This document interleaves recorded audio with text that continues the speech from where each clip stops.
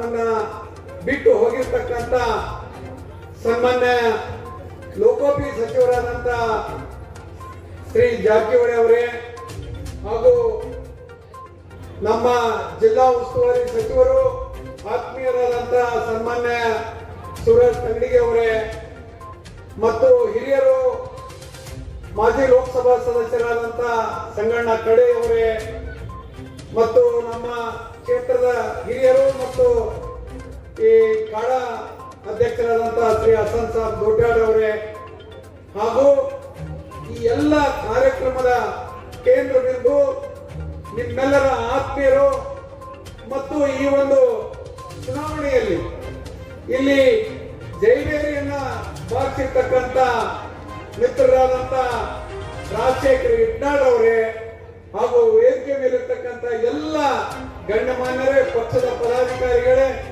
ಎಲ್ಲ ಸನ್ಮಾನಿತರೇ, ಈ ಒಂದು ಕಾರ್ಯಕ್ರಮದಲ್ಲಿ ಇವತ್ತು ಹೇಳಿದ್ರೆ ಏನೋ ಒಂದು ಸಣ್ಣ ತಪ್ಪಾಗಿದೆ, ಆದ್ರಿಂದ ಇವತ್ತು ಈ ಕ್ಷೇತ್ರದಲ್ಲಿ ನಾನು ಸೋತಿರ್ಬೋದು. ಆದ್ರೆ ನಾನು ಸೋತರು ಕೂಡ ಸದಾ ನಿಮ್ ಜೊತೆಗಿರ್ತೇನೆ, ನಿಮ್ಮ ಕಷ್ಟ ಸುಖಗಳಲ್ಲಿ ಭಾಗಿಯಾಗ್ತೇನೆ.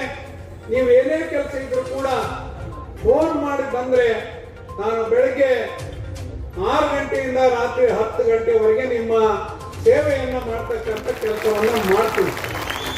ಸೋಲು ಗೆಲುವು ಸಾಮಾನ್ಯ. ಸೋತು ವೇದಿಕೆ ಮೇಲೆ ಎಲ್ಲರೂ ಸೋತೀವಿ, ಎಲ್ಲರೂ ಗೆದ್ದೀವಿ. ಆದ್ರೆ ನಿಯತ್ತಿಂದ ನೀವೆಲ್ಲ ಕೆಲಸ ಮಾಡ್ಬೇಕು.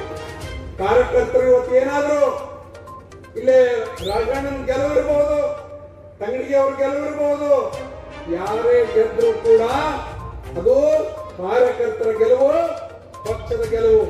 ಅದಕ್ಕೆ ನಮ್ಮ ಹಿರಿಯರಾದಂತ ಸನ್ಮಾನ್ಯ ಸಿದ್ದರಾಮಯ್ಯನವರು ಈ ರಾಜ್ಯಕ್ಕೆ ಅತ್ಯಂತ ಉತ್ತಮವಾದ ಕಾರ್ಯಕ್ರಮಗಳನ್ನು ಕೊಟ್ಟಿರ್ತಕ್ಕಂಥದ್ದು. ಗ್ಯಾರಂಟಿ ಬಗ್ಗೆ ನಮ್ಮ ತಂಗಡಿ ಸಾಹೇಬರು ಮಾತನಾಡ್ತಾರೆ. ಇವತ್ತು ಸಿದ್ದರಾಮಯ್ಯನವರಿಗೆ ಹೆಗಲಿಗೆ ಹೆಗಲನ್ನ ಕೊಟ್ಟು ಈ ರಾಜ್ಯದ ರಾಜ್ಯಾಧ್ಯಕ್ಷರಾಗಿ ಕಾಂಗ್ರೆಸ್ ಪಕ್ಷವನ್ನ ಮುನ್ನಡೆಸೋದ್ರ ಜೊತೆಗೆ ಅಧಿಕಾರಕ್ಕೆ ತಂದಿರ್ತಕ್ಕಂಥ ಒಂದು ಕೀರ್ತಿ ಸನ್ಮಾನ್ಯ ಡಿ.ಕೆ. ಶಿವಕುಮಾರ್ ಅವರಿಗೆ ಸಲ್ತದೆ ಬಂಧುಗಳೇ. ಅದರ ಜೊತೆಗೆ ರಾಷ್ಟ್ರ ನಾಯಕಿಯಾದಂತ ಶ್ರೀಮತಿ ಸೋನಿಯಾ ಗಾಂಧಿ ಅವರು ಮತ್ತು ನಮ್ಮ ರಾಷ್ಟ್ರ ನಾಯಕರಾದಂತ ಸನ್ಮಾನ್ಯ ಮಲ್ಲಿಕಾರ್ಜುನ್ ಖರ್ಗೆ ಅವರು, ಇವತ್ತು ನಮ್ಮ ರಾಹುಲ್ ಗಾಂಧಿ ಅವರು ಎಲ್ಲರೂ ಕೂಡ ಈ ರಾಜ್ಯದ ತುಂಬಾ ಪ್ರವಾಸ ಮಾಡಿ ಪಕ್ಷವನ್ನ ಗೆಲ್ಲಿಸಿ 136 ಸೀಟನ್ನ ಗೆಲ್ಲಿಸಿದ್ವಿ. ಇವತ್ತು ಮತ್ತೆ ಮೊನ್ನೆ ನಡೆದಂತ ಉಪಚುನಾವಣೆಯಲ್ಲಿ 3 ಗೆದ್ದಿದ್ದೇವೆ. ಅಂದ್ರೆ ಅವರು 2 ಸೀಟು, ಒಂದು ಸಿಗ್ಗಾಂವ್, ಇನ್ನ ಒಂದು ಚನ್ನಪಟ್ಟಣ, ಅವರೇ ಸೀಟು.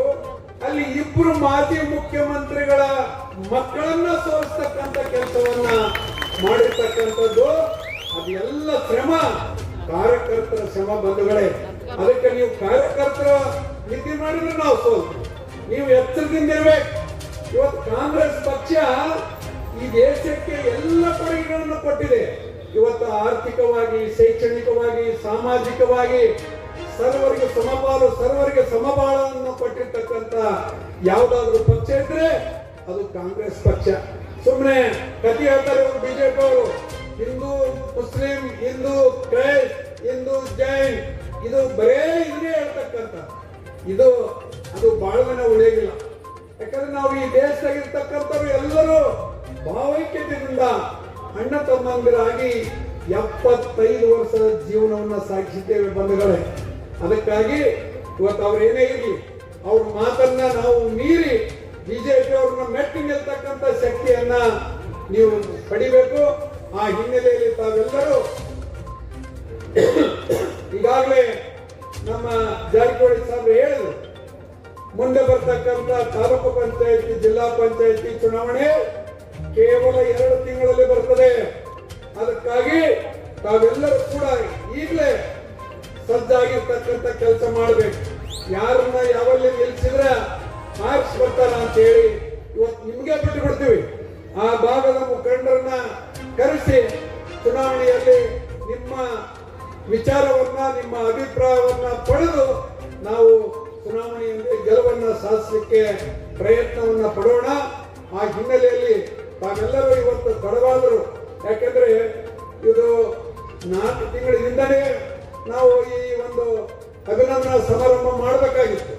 ಆದ್ರೆ ಅನಿವಾರ್ಯ ಕಾರಣ ಒಂದ್ಸರಿ ನಮ್ಮ ಜಿಲ್ಲಾ ಉಸ್ತುವಾರಿ ಸಚಿವರಿಗೆ ಕಾರ್ಯಕ್ರಮ ಬಂತು, ಒಂದ್ಸರಿ ನಮ್ಮ ಜಾರಕಿಹೊಳಿ ಸಾಹೇಬರಿಗೆ ಕಾರ್ಯಕ್ರಮ ಬಂದ್ರಿಂದ ಮುಂದಾಗ್ತಾ ಇವತ್ತು 8ನೇ ತಾರೀಕಿನ ದಿವಸ ತಾವೆಲ್ಲರೂ ಬಹಳ ಅತಿ ಉತ್ಸಾಹದಿಂದ ಸೇರಿ ಈ ಕಾರ್ಯಕ್ರಮವನ್ನ ಅತ್ಯಂತ ಉತ್ಸಾಹದಿಂದ ನೀವು ನಮ್ಮಲ್ಲಿ ನಡೆಸಿಕೊಟ್ಟಿದ್ದೀರಿ, ಯಶಸ್ವಿಗೊಳಿಸಿದ್ದೀರಿ.